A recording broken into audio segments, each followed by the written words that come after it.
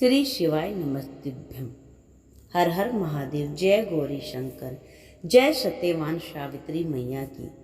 प्यारी बहन और माताओं, वट सावित्री व्रत की आप सभी को बहुत बहुत शुभकामनाएं। सावित्री मैया की कृपा से आप सभी का सौभाग्य अमर और अखंड रहे। आपके पति की दीर्घायु हो। आप सभी का सुहाग हमेशा बना रहे। आप सभी का सुहाग दीर्घायु हो। आप सभी के सुहाग पर सावित्री मैया की असीम कृपा बरसे। आप हमेशा सदा सुहागन रहे। इसी मंगल कामना के साथ मैं राधा आज आपको सुनाऊंगी वट सावित्री व्रत की पौराणिक कथा को पूरा सुनिएगा। और जो भी बहन इस कथा को पूरा सुने उनसे विनती है चैनल सब्सक्राइब जरूर कर लें और कमेंट में जय सावित्री मैया की जरूर लिखें। आइए सुनते हैं वट सावित्री व्रत की पौराणिक कथा। हिंदू धर्म में वट सावित्री व्रत का विशेष महत्व है। आपको बता दें कि वट सावित्री व्रत महिलाएं अखंड सौभाग्य की प्राप्ति के लिए रखती हैं। वैदिक पंचांग के अनुसार वट सावित्री व्रत हर साल ज्येष्ठ मास की अमावस्या तिथि के दिन रखा जाता है। इस दिन सुहागिन महिलाएं वट वृक्ष बरगद के पेड़ की पूजा अर्चना करती हैं। इस साल 26 मई को यह व्रत रखा जा रहा है। वहीं इस दिन पूजा करते समय वट सावित्री व्रत की कथा अवश्य सुननी चाहिए, वरना पूजा अधूरी मानी जाती है। वैसे तो कोई भी व्रत हो, कथा सभी व्रतों में सुनी जाती है। कथा के बगैर तो व्रत पूर्ण ही नहीं होता।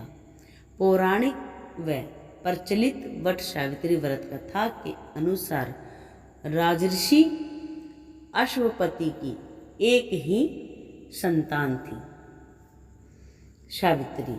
सावित्री ने वनवासी राजा धुम्तसेन के पुत्र सत्यवान को अपने पति रूप में चुना था। लेकिन जब नारद जी ने उन्हें बताया कि सत्यवान अल्पायु है, तो भी सावित्री ने अपना निर्णय नहीं बदला और वह समस्त सुख और वैभव को त्याग कर सत्यवान के साथ उनके परिवार की सेवा करते हुए वन में रहने लगी। सत्यवान लकड़ियां काटने जंगल गए। वहां वह मूर्छित होकर गिर पड़े। सावित्री ने वट वृक्ष के नीचे अपने गोद में अपने पति का सिर रख उसे लेटा दिया। उसी समय यमराज सत्यवान के प्राण लेने आए। यमराज सत्यवान के जीव को दक्षिण दिशा की ओर लेकर जा रहे हैं। सावित्री भी यमराज के पीछे पीछे चल देती है। उन्हें आता देख यमराज ने कहा, हे पतिव्रता नारी, पृथ्वी तक ही पत्नी अपने पति का साथ दे सकती है। तुम वापस लौट जाओ। सावित्री ने कहा, जहाँ मेरे पति रहेंगे वहीं मुझे भी रहना है। यही मेरा पत्नी धर्म है। यमराज के कई बार मना करने पर भी सावित्री नहीं मानी। अंत में सावित्री के साहस और त्याग से यमराज ने प्रसन्न होकर उनसे 3 वर मांगने को कहा। तब सावित्री ने सास ससुर के लिए नेत्र ज्योति मांगी, ससुर का खोया हुआ राज्य वापस मांगा एवं अपने पति सत्यवान के 100 पुत्रों की मां बनने का वर भी मांगा। तीनों वरदान सुनने के बाद यमराज ने कहा, तथास्तु, ऐसा ही होगा। यमराज आगे बढ़ने लगे।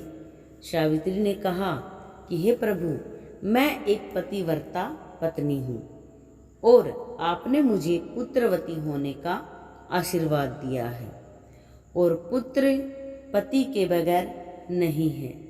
यह सुनकर यमराज को सत्यवान के प्राण छोड़ने पर पड़े और कहा कि तुमने मुझे छल से छल लिया है।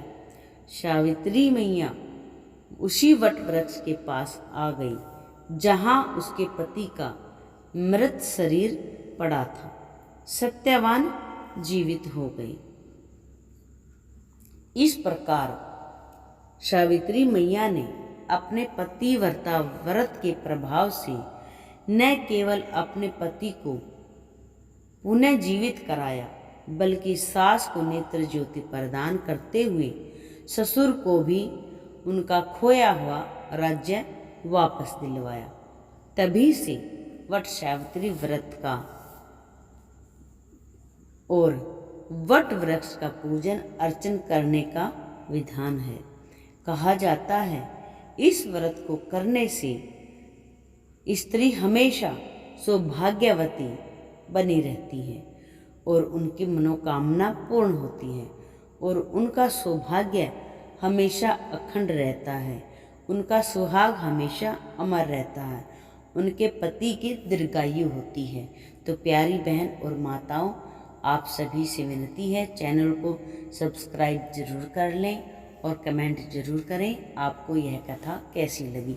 हे सावित्री मैया, जिन भी बहनों ने यह कथा सुनी है, आप कृपा करके उन बहनों को अमर सुहाग देना और सौभाग्यवती का वर देना। जय सावित्री मैया की। श्री शिवाय नमः तुभ्यम। जय गौरी शंकर की।